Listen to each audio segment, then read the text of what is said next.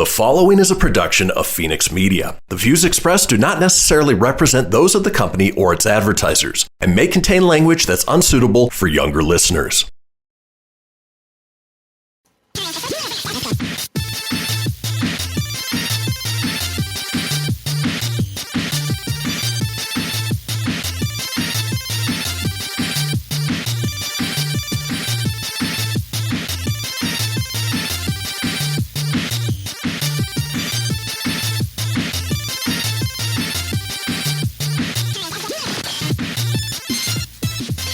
Hello, everybody, and welcome to another brand new episode of the Proton Pack Podcast. I'm Kristian, and with me always is the Mini-Puff to my Stay Puffed, Tony. Say hey, Tone. Are you God? You damn right, oh my God. Got the internet fixed, ready for a episode 64, I believe we're on. So I'm doing good, man. How you doing? Doing all right. You know, we had a nice long weekend. Looks like we got the technical issues worked out. Yeah. So far, we're off to a good start. Yeah, fingers crossed, man. Last week when we busted out last week's episode right before my modem crapped out, which led to a Monday evening of frustrations, which then led us to a Tuesday morning of frustrations, and we had a rough week in the world on with the Phoenix show and this, but not a problem. Got it fixed. We're here. New episode, ready to rock out, man.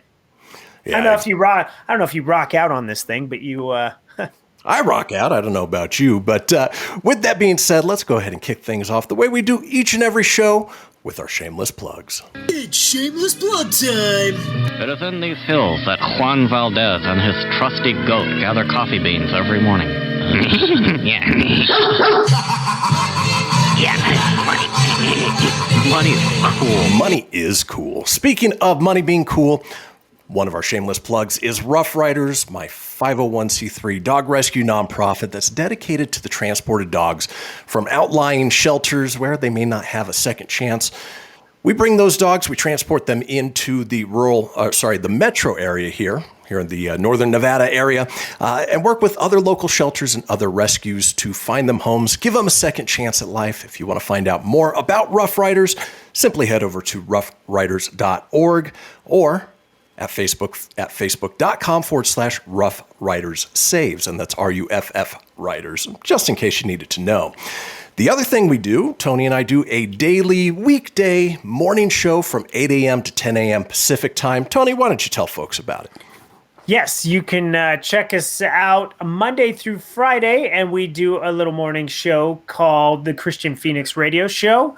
We are your host for your daily laughs and levities in a crazy, crazy world, and I do your entertainment segment. We run things like Florida Man on Thursdays, Animal Tales on Tuesdays, Silly Rabbit, This Bit's for Kids on Mondays when we do our Monday shows, Good News Fridays, and we always like to do this thing where we have you, the listener, chime in, where we ask you the daily topics. You chime in the middle of the show. We also do Radio Roulette off the Radio Stereo app, or the Stereo Roulette off the Stereo app. Exactly. Anyways, check us out if you're watching it here on, if you're following us here on Fenix Media. The multiverse pop culture of I screwed that up if I don't have my things. I'll go off memory, but I can't read our thing at the bottom. But anyways, you're here on Fenix Media. You're listening to us. Listen to our radio show daily. It's a little bit of this, but check it out. It's fun to do, and that's all I got for shameless plugs. No longer have to plug anything else. Exactly. Unless you don't have a Costco membership, then I advise go get yourself a Costco membership. $60 for a gold star, $120 for executive, earn 2% back. Shameless plug that. Tell them Tony sent you. Yeah. Go get well, them. as we've been doing over the last couple of weeks in this first segment, we're discussing the latest show that is on Disney Plus, that being this one.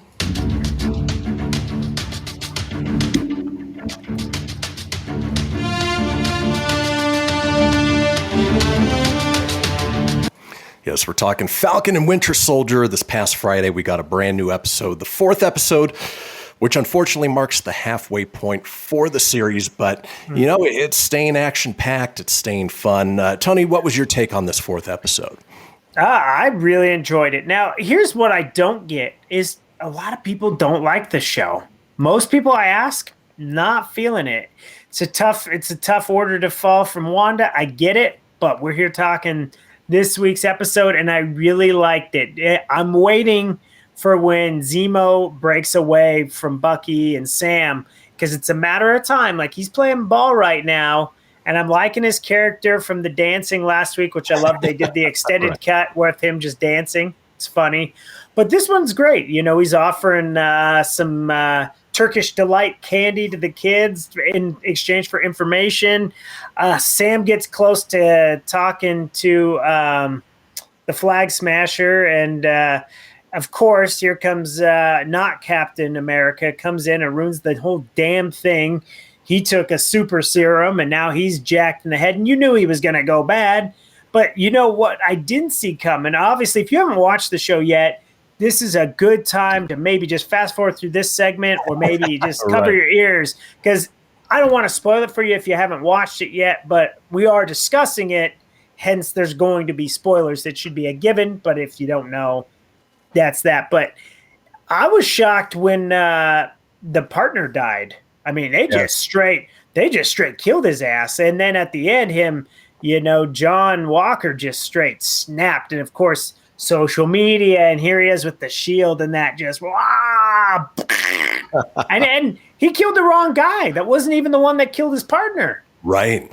So he lost it on a guy. Oh, crazy. But overall, shocking the way it ended. And I wanted to, if the next episode was out right then and there, I would have tuned right in to watch episode 5. So for me, I got to give it an 8 out of 10. It was a good episode. Very good. Good storytelling, a little slow in the beginning, but it's the little things, because now it's balls to the wall for the next 2. It's got to be. Exactly. And I'm very much of the same thought process as you, Tone. I enjoy the hell out of it. It is not the fantastical that we got from WandaVision or that we're going to expect from Loki. It is more down to earth. It's more of an espionage type movie. Type show. So if you like movies like that, it's great. The pacing is good. There's a really good character development. You saw Bucky at the very beginning when he was at Wakanda as the White Wolf, and where he would basically shed the Winter Soldier, those keywords no longer triggered him anymore. And it was a big emotional moment. It was deep with him crying, right? Yep. And then the fact that, like you said, Battlestar, they killed him. They showed John Walker just losing his mind there at the very end. It's from here on out, it's going to be fast-paced. It's going to be a lot of fun. And you know what? If you guys are enjoying it as much as we are, hopefully you'll join us on the discussion next week. Well, folks, I was going to say, let's do it. For the first segment, we are headed into our commercial break. When we come back, we've got TV news, so don't go anywhere. We'll be right back.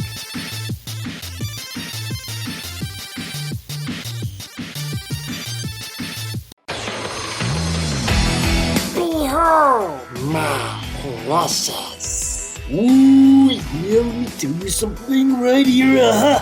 It's the Loot Crate subscription box, full of exclusive loot, fun surprises delivered to your door every month. Just pick up your favorite geeky genre, Daddy. From the original Loot Crate, the Loot Crate DX collectible boxes, dude! Cowabunga! To the Loot Gaming video game box. Woohoo! Yee-hoo! Box. What's with kids today, huh? Wowzers! With crates starting as low as $11.99 per month, there's a box just about for all collectors. To get your geek on, head over to phoenixmedia.us/loot crate and claim your exclusive offer. That's FENIX media.us/loot crate. Great Scott! Snap into a Loot Crate, dig it? Welcome to Calvin's Barbershop. You all gotta see this. I don't even want to know what you're looking at on that phone. Well, you should. I was learning about the dangers of high blood pressure and that we need to get ours checked regularly. High blood pressure can increase the risk of heart attack or stroke, but this text program can help keep it at a healthy range. Just text Barbershop to 97779 to sign up. I'll get right on it as soon as I'm done with this baby panda video. Text Barbershop to 97779. A message from the American Heart Association and the Ad Council. This is Mario Andretti. You know me as a race car driver, but I'm also a Meals on Wheels volunteer. I've raced against the sport's biggest personalities, but I've never met more vibrant, amazing people than the seniors served by Meals on Wheels. You can make a difference by dropping off a hot meal and saying a quick hello. So, America, let's do lunch. Volunteer your lunch break at americaletsdolunch.org. This message brought to you by Meals on Wheels America and the Ad Council. People been saying to your friend, get a different face, and posting on their feed, they're super ugly. The things they say to them online are cruel and they're not true. So tell your friend, I'll stand up for you. Don't worry, I know what to do. Know someone being bullied online? You can be a witness and make a difference by letting the world know it isn't cool and by letting your friend know you care. Learn more at eyewitnessbullying.org. Brought to you by the Ad Council. Hope you enjoyed your meal. And I just want to say, he's lucky to have a brother like you. Lucky? Caring for my brother is far from easy. But he's a part of me, like my arms and legs, so I'll be his. No time for tired. Nothing can disable this love. He needs me, but I'm the lucky one, even though I need help now and then. If you're caring for a loved one, visit aarp.org/caregiving for care guides and community. Support for your strength. Brought to you by AARP and the Ad Council. You're listening to Fenix Media. Listen live and explore more great shows at phoenixmedia.us.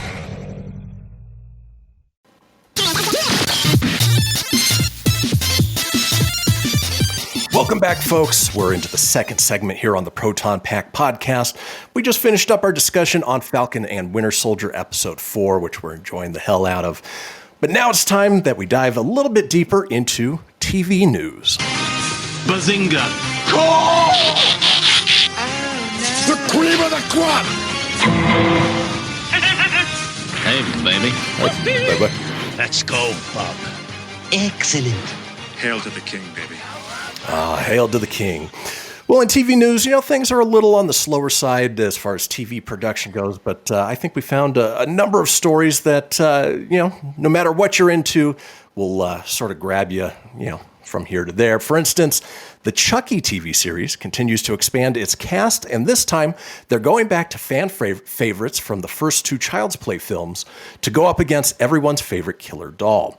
According to Entertainment Weekly, Alex Vincent, who starred as young Andy Barclay in the first 2 Child's Play films, and Christine Elise McCarthy, who starred as Kyle in Child's Play 2, have now joined the cast. They joined Brad Dourif, who is once again providing the voice for Chucky, Jennifer Tilly, Devon Sawa, Zachary Arthur, Tio Briones, Jigorvin Arnason, and Olivia Allen Lind on the upcoming USA Network sci-fi series.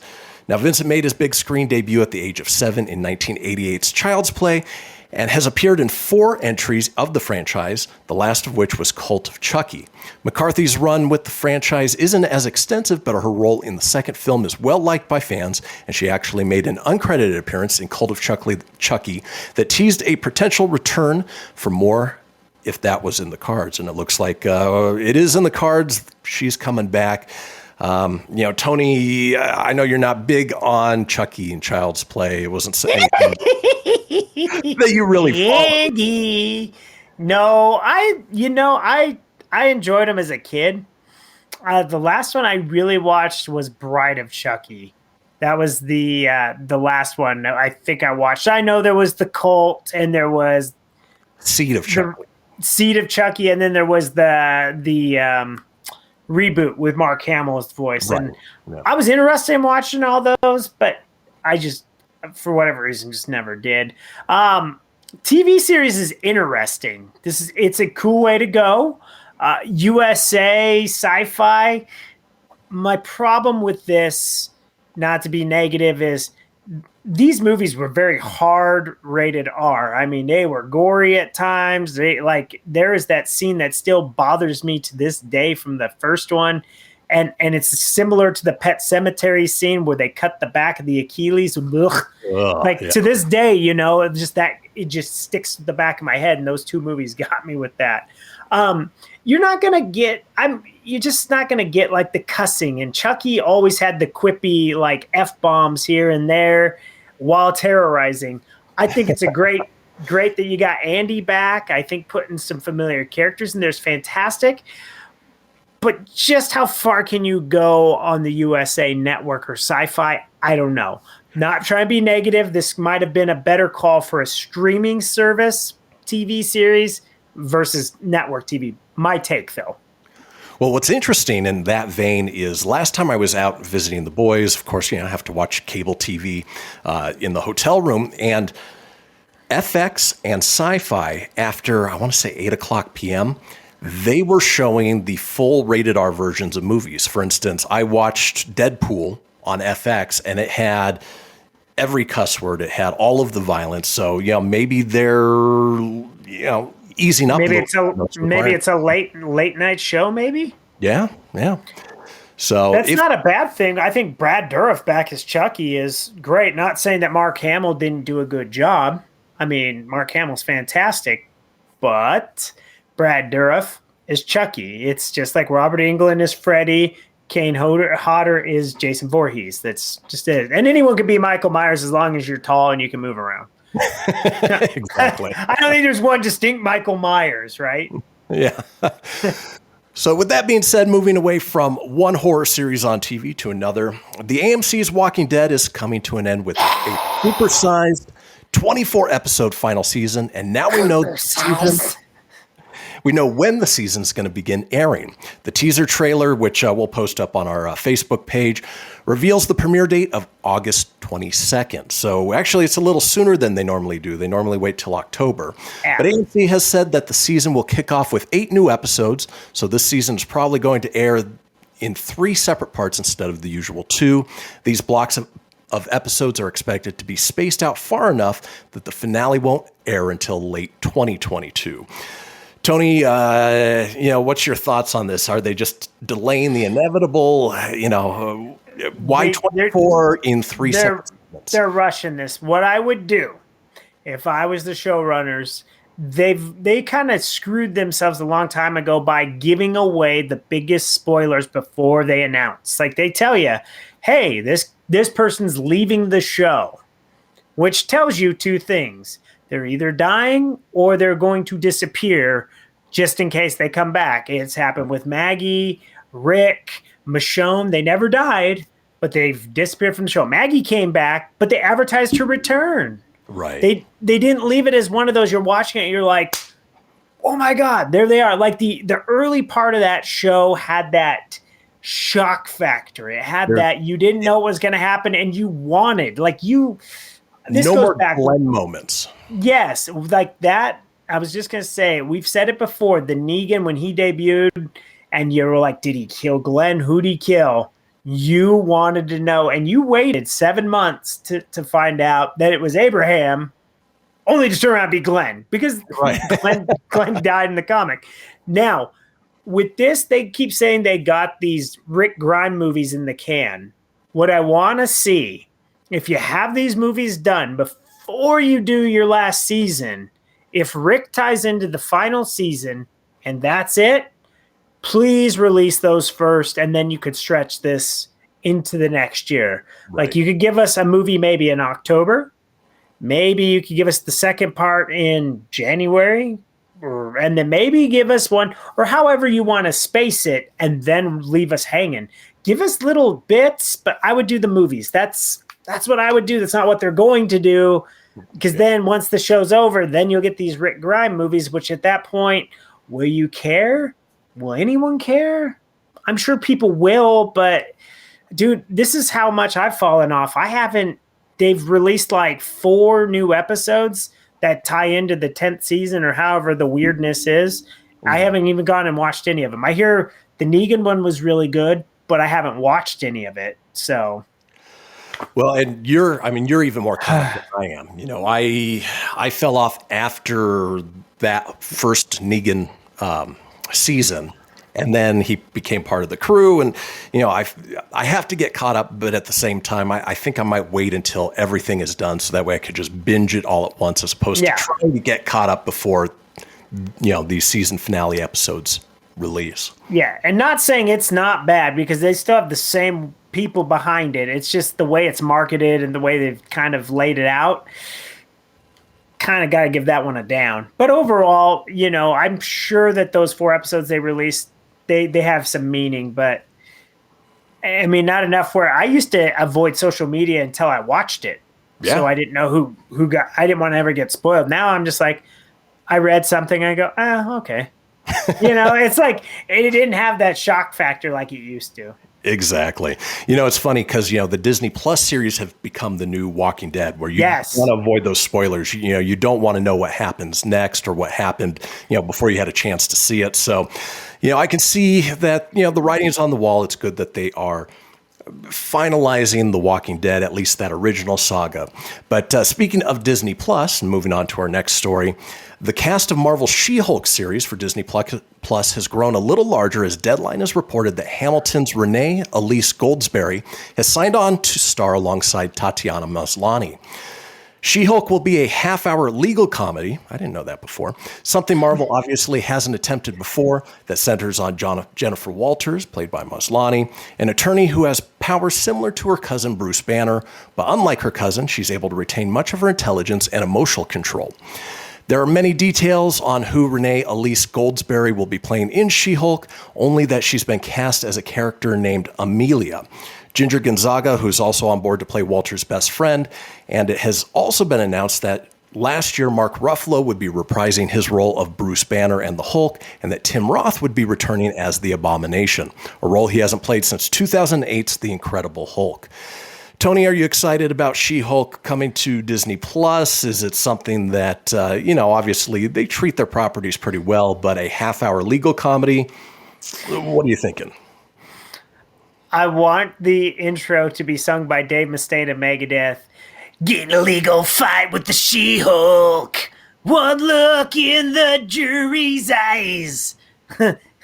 Gavel slamming, she will rise. Okay, I'll stop. Yeah, it's not She-Hulk, it's She-Hulk, though. The She-Hulk. Beware of the She-Hulk. I reserve judgment to LC. If it's Marvel, I feel like it's going to be in good hands, but on paper, it sounds kind of stupid. I'm not going to lie. It sounds kind of dumb. But hey, I thought WandaVision was going to be like, I didn't know about WandaVision. And I know I want more WandaVision. So if it's entertaining and funny and I like the time, 30 minutes, hey, I got time for 30 minutes. So I'm going to reserve judgment, but I would say I am a little excited. All right. It's Marvel. It's Marvel, man. Well, hold on to that excitement because we are headed into our commercial break. When we come back, we're talking movie news, so don't go anywhere. We'll be right back. She-Hulk.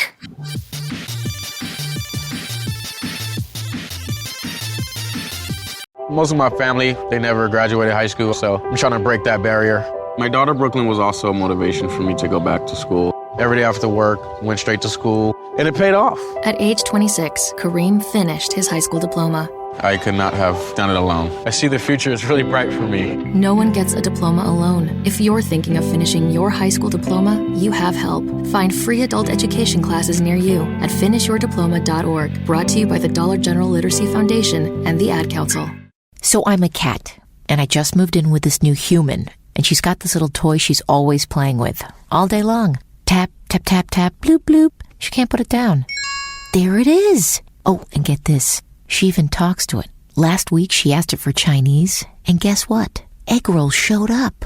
Like magic. Humans have cool toys. A person is the best thing to happen to a shelter pet. Be that person. Adopt. Brought to you by the Ad Council and the ShelterPetProject.org. What if I told you that a tornado was going to happen tomorrow, right where you live? That it would touch down at exactly 3:17 p.m., and I told you the exact path it would take. You would, of course, prepare. You would talk with your loved ones, and you'd make a plan today. It's true, I can't tell you a tornado will strike tomorrow, but shouldn't you have a plan anyway?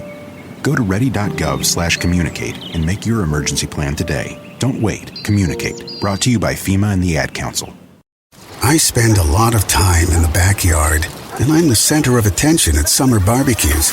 In '96, I made some of the tastiest s'mores. And in '09, it was me, your backyard fire pit, that accidentally started a wildfire when a summer breeze carried one of my embers into some dry brush. Spark a change, not a wildfire. Visit SmokeyBear.com, brought to you by the U.S. Forest Service, your state forester, and the Ad Council. Only you can prevent wildfires. My name is Lola Silvestri, and I'm going to be 95 this year. I was very independent. I fell, and I had to have Meals on Wheels. America, let's do lunch. 1 in 6 seniors faces the threat of hunger, and millions more live in isolation. Drop off a hot meal and say a quick hello. Volunteer for Meals on Wheels by donating your lunch break at americaletsdolunch.org. This message brought to you by Meals on Wheels America and the Ad Council. Hey everyone, let's all stop what we're doing and take a moment. You see, every moment can be kind of special. But they can be loud moments, goofy moments, dorky moments, it doesn't matter. Because every time dads like us take a moment like that to spend with our kids, well, it's pretty momentous. So let's take a moment to make a moment. Call 877-4DAD-411 or visit fatherhood.gov. Brought to you by the U.S. Department of Health and Human Services and the Ad Council. You're listening to Fenix Media. Listen live and explore more great shows at phoenixmedia.us.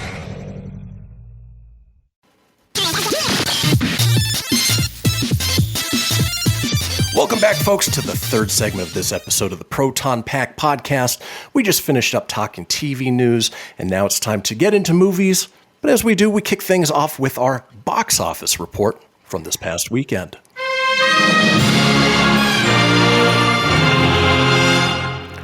Well, it is no surprise that Godzilla vs. Kong remained in first place with an estimated $13.3 million. That's on top of what they had already made, bringing their domestic total up to $69.5 million.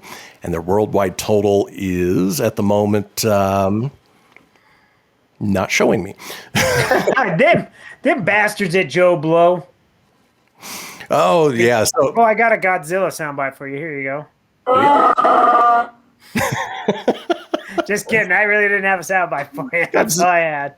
Godzilla sounds a little anemic, but he's a little hairy. Things are a little hairy there in Kong Town. There you go.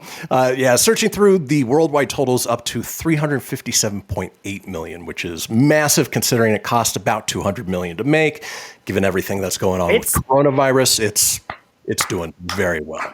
I'm giving it an applause because it is the first this movie and Tom and Jerry, as much as I freaking hate to say it, man, those movies have been kicking like the little sparks for the box office. So I got a kudos. I can't even crap on Tom and Jerry because it's helping it out, man. But I still got to see Godzilla Kong. Right before we started this show, I'm halfway through King of Monsters. I like it so far. And Skull Island was excellent. So yeah, I'm looking forward to it. Really enjoyed it. Don't know why it took me so long to watch these things.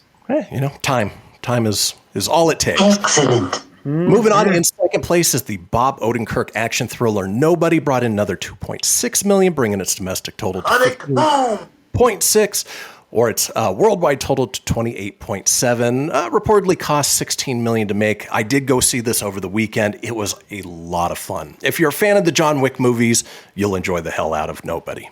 Can't wait to see it. Yep. In third place was the Sam Raimi-produced supernatural horror movie, The Unholy.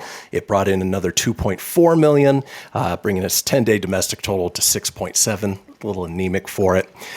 In fourth place was Raya and the Last Dragon with another $2.1 million, bringing its domestic to $35.2 and its worldwide to $97.2. So it's making some good money on top of whatever Premier Access is bringing in for it as well. Yeah, I bet it's some good money on that. It's probably more coin there than in theaters. Exactly. And then in fifth place was the Deep Space Voyage thriller, Voyagers, opened with $1.35 million. Hopefully it doesn't struggle to make its money back, which it cost. Who's in that one? Colin Farrell's in it. Lily Rose Depp. I know. Ty Sheridan. Never heard of her. I've heard of Johnny Depp's daughter, but I've never heard of that movie. Exactly. But you know what? Now's the time to release it, especially if you don't think it's going to make a ton of money, because but the theaters are just going to become more and more packed. Rounding out the top 10, we had Tom and Jerry bring another $1.11 million. The Girl Who Believes in Miracles brought in $597,000. The Courier brought in $436,000. Vakil Saab, oh, can't wait for that movie, brought in $411,000. And then Chaos Walking, holding on to that last spot in 10th place, brought another $265,000. That thing has slipped right down the top 10 every week. Yeah, and it's available on demand now too. So. Oh, okay. Well, that's probably where I'm gonna have to see it, because I was telling you here in Fort Collins, they have the big ones, and but you can only go see them like after 4 p.m., which is weird. Yeah, especially if you want to go earlier in the day. Yeah, it makes sense. I was up early today. What if I could have seen both movies by the time we did the show, but it falls during the show, so I didn't. We'll see. Eventually, I get back to theater living, baby. Yeah. Well, let's move on since we rounded out the box office report and go into our movies. And here we go. Are you the keymaster? Back it up, fuzzball. We came, we saw, we kicked its ass. This baby hits 88 miles per hour. You're gonna see some serious shit. Yeah, we are, Doc Brown. All right. So first up in movie news, Netflix and Sony Pictures have struck a deal that will keep upcoming Spider-Man films and other selections from Sony Pictures on Netflix after they finish in theaters. The reportedly multi-year contract will start with Sony's 2022 film slate. Netflix will have first right looks to the movies Sony is producing or licensing for the streaming platforms.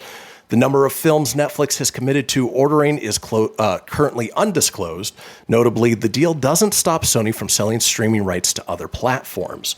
Sources speaking to Variety also said that the deal will amount to a record-setting sum for a pay-one window agreement. The deal is reportedly set to last 5 years, and the New York Times reports that Netflix will pay about $1 billion to Sony over 4 years. Sony can make a pay-one window agreement such as this in part because it doesn't have its own streaming platform like Disney Plus or HBO Max. So what has Netflix definitely earned for its money? Well, the Wall Street Journal reports that future Spider-Man movies will land on Netflix following their theatrical runs, though it's unclear if the Tom Holland Spider-Man No Way Home is included in that deal. Along with other Marvel characters, Sony still holds the right to, like Jared Leto's Morbius and Tom Hardy's Venom. Netflix will also license certain older Sony pictures as well. I think this is a great move for Sony, for Netflix. You know, Sony doesn't have their own streaming service, whereas, Netflix can be that for them. What do you think, Tone? Are you excited to see Sony movies on Netflix? Oh, it's a smart move for Netflix.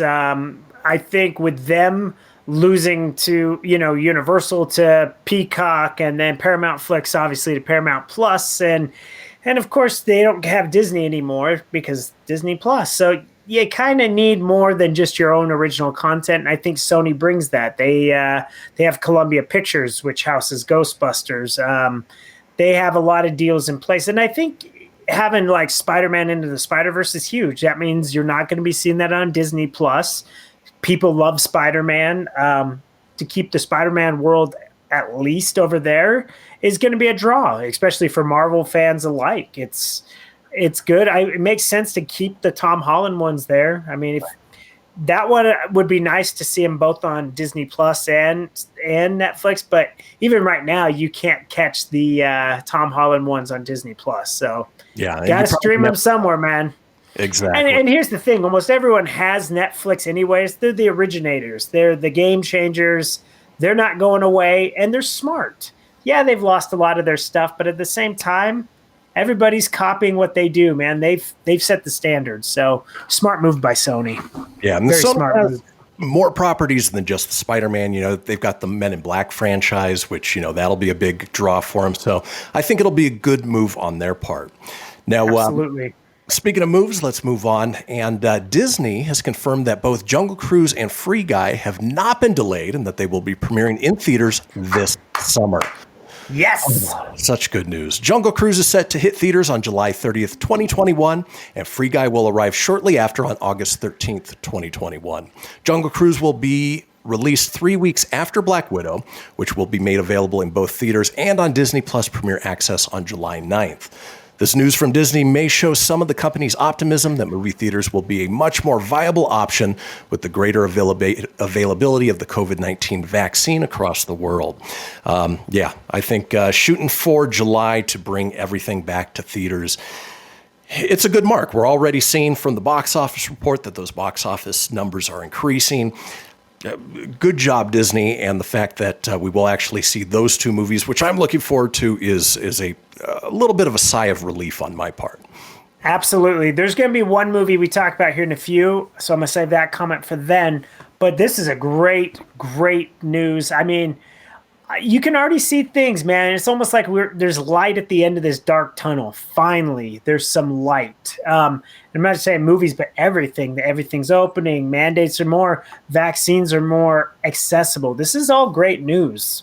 Not saying that it ain't still out there and all that, but people are ready, man. People are ready to get back to their lives. And yeah, I miss it, man. I miss the normalcy of just going to see a movie anytime, not wait until 4 p.m. Like, I liked catching the early showings and get it done by midday, you know?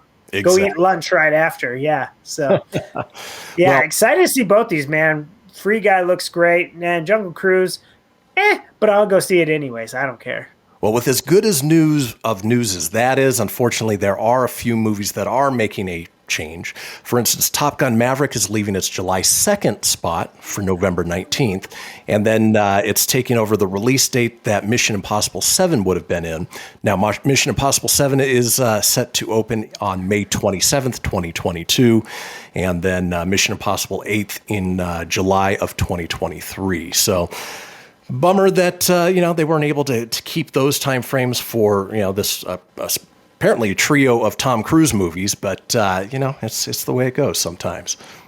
Yep, they could have. I would have been nice to push to August to keep that momentum going, but we'll get it in November. I'm pretty happy with that. Although August would have been better for that, because then you could have still got Mission Impossible in November. Exactly. But you know what? We'll take it where we can get it at this point, and there is already a bunch of movies that are going to be coming out. Speaking of which, one movie that Tony and I are really looking forward to, it is the namesake of this show. It is our trailer of the week. Not necessarily a trailer. We can call it more a teaser of the week.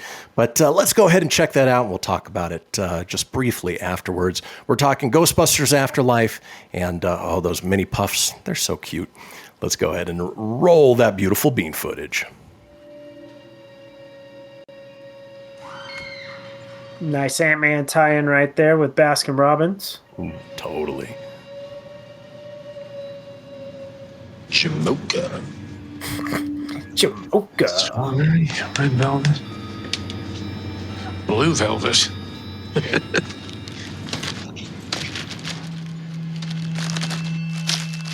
What could it be?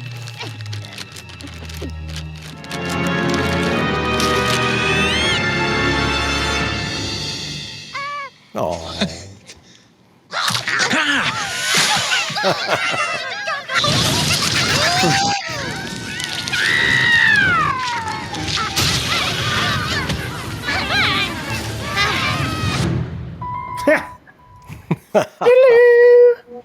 What a great little tease. We haven't gotten anything since that last trailer, months ago. And so being able to see this and see, sort of the playfulness of what they're looking to do with it. I mentioned to Tony before that, it kind of looks like they took a key out of Army of Darkness, from Sam Raimi with the little ashes that were causing him, all sorts of hell. But it looks like fun. You've got that original soundtrack. You've got that tension. I'm even more excited after seeing this. What about you, Tom? Oh, absolutely. The only thing is, if I heard someone scream I'd be a little more curious to what that is. But it's just funny. He's at the grocery store. He's just getting his ice cream. And just that. I'm sure there's more to it than him just stopping and the little marshmallow guys popping out. There's probably some more intenseness to it. But it looks great. And I just see marketing. This is marketing genius right there. Who would have thought take Stay Puft Marshmallow Man, make him mini. It's cute. This goes back. Take Yoda, make him small. Do the same for Chewbacca. Make him tiny like a pup. Sell millions. Well, folks, we are headed into our final break. But you know what? Take a look at those little mini puffs because they certainly are sweet. When we come back, we're talking video game news. Don't go anywhere.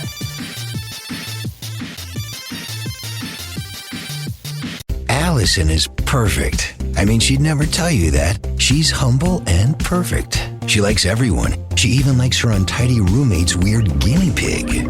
Allison, wait, are you texting and driving? Allison, no. That's the exact opposite of what I was just saying about you. Why, Allison? Why? Texting and driving makes good people look bad. Visit StopTextStopWrecks.org. Brought to you by the National Highway Traffic Safety Administration and the Ad Council. I'm Paul George of the Indiana Pacers. When I was 6, my days were spent playing basketball. When I was 6, my dream was to make it to the NBA. When I was 6, my mom had a stroke. So I want you to learn to spot a stroke fast. F-A-S-T. F, face drooping. A, arm weakness. S, speech difficulty. T, time to call 911. I'm Paul George. Spot a stroke fast. Visit strokeassociation.org. Brought to you by the American Stroke Association and the Ad Council. My name is Lola Silvestri, and I'm going to be 95 this year. I was very independent. I fell, and I had to have Meals on Wheels. America, let's do lunch. 1 in 6 seniors faces the threat of hunger, and millions more live in isolation. Drop off a hot meal and say a quick hello. Volunteer for Meals on Wheels by donating your lunch break at americaletsdolunch.org. This message brought to you by Meals on Wheels America and the Ad Council. WWE superstar Alberto Del Rio, take 1. Behold the angry giant. Try it again, Alberto. Behold the angry giant. Perfect. Good luck tonight. Behold the angry giant. Yay! Read me another one, Dad. This is WWE superstar Alberto Del Rio. It only takes a moment to make a moment. Take time to be a dad today. Visit fatherhood.gov. Brought to you by the U.S. Department of Health and Human Services and the Ad Council.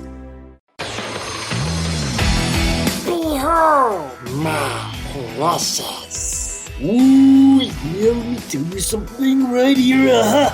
It's the Loot Crate subscription box, yeah, full of exclusive loot, fun surprises delivered to your door every month. Just pick up your favorite geeky genre, Daddy. From the original Loot Crate, the Loot Crate DX collectible boxes, dude! Cowabunga! To the Loot Gaming video game box. Woohoo! Yee-hoo! Box. What's with kids today, huh? Wowzers! With crits starting as low as $11.99 per month, there's a box just about for all collectors. To get your geek on, head over to phoenixmedia.us/Loot Crate and claim your exclusive offer. That's FENIX media.us/Loot Crate. Great Scott! Snap into a Loot Crate, dig it? You're listening to Fenix Media. Listen live and explore more great shows at phoenixmedia.us.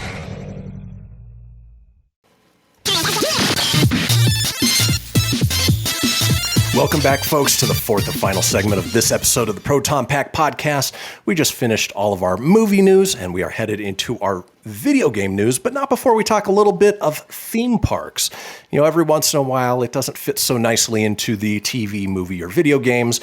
You know, we talk toys a little bit, we talk theme parks, but this is one I am certainly excited about. Disneyland's Avengers Campus will finally be opened on June 4th, 2021 at Disney California Adventure. This immersive new area will be themed around all things Avengers and Marvel, with several locations hosted by a different Avenger and their unique theme, power, and technology. There will be areas focusing on Spider-Man, Ant-Man, and Doctor Strange, as well as the opportunity to encounter Iron Man, Captain Marvel, Black Panther, Black Widow, the Guardians of the Galaxy, Thor, and Loki. Disney originally planned to open the Avengers Campus in 2020, but the COVID-19 pandemic closed most parks across the country. However, that's set to change at the end of April when California relaxes its lockdown rules. The Avengers Campus previously announced Web Slingers, its first new ride centered around Spider-Man. Tom Holland will reprise his role as Peter Parker for the ride, where attendees can strap on web bracelets and interact with this 3D attraction. Tony, I know you're excited to see it. I have a feeling this web slinger game is going to be, or a ride is going to be along the lines of the Toy Story, the 3D. Toy Story Mania. Toy Story Mania, exactly. I'm so excited. And it got rid of the Bugs Life or the Bugs Land area, which... It was dated, man. It was cool for the time, but it was nothing like woo-ha. And, I know a lot of people freaked out when they got rid of the Tower of Terror there, too. Like, they're like, oh, you can't get rid of that because it was a great ride. But, dude, Guardians of the Galaxy Mission Breakout. Oh, so good. Fantastic. And I have a feeling like the Spider-Man ride is going to be bitching. Oh, man, till wait times. If it's anything like Rise of the Resistance, it's going to be a nightmare to get on for a while, I would imagine. Yeah. It opens June 4th, so, I mean, you're going to probably have a better chance of getting on this before I do when you go see the kiddos down there. Yeah, and unfortunately the tickets are so damn expensive. But, if I could just get a ticket with them into California Adventure, I'll spend the whole day there. I'll wait in line. I'll do all of the Avengers experiences because if what they did with Star Wars is any indication of the Avengers side, the Marvel side of things, it's going to be so cool. It is. Like, because you and I, the last time we did Disneyland was the day before Rise of the Resistance opened up at the California park. And, just Disneyland, not World. And I remember the day before, and we were just hoping to get that test ride. Like, would we get picked? And we never did. But that was my last Disneyland experience. And I am going to the World, but, man, I do miss the land. Well, I haven't confused you all yet. If you recall from that trip we went on to, boy, my brain, it's the end of the day here. It is, yeah. But we did Mission Breakout like back to back to back. Oh, it was great, man. It was so much fun. Yes, that was a lot of fun. Hopefully we'll be able to do that at some point this year. Meet up with you when you go see the boys that weekend or something and try to squeeze in a Disney run. Be nice. Exactly. Well, that does it for theme park news, which we get every once in a while. So let's head into our final two stories in video games. Hey, man, you want to play some video games? Hadouken!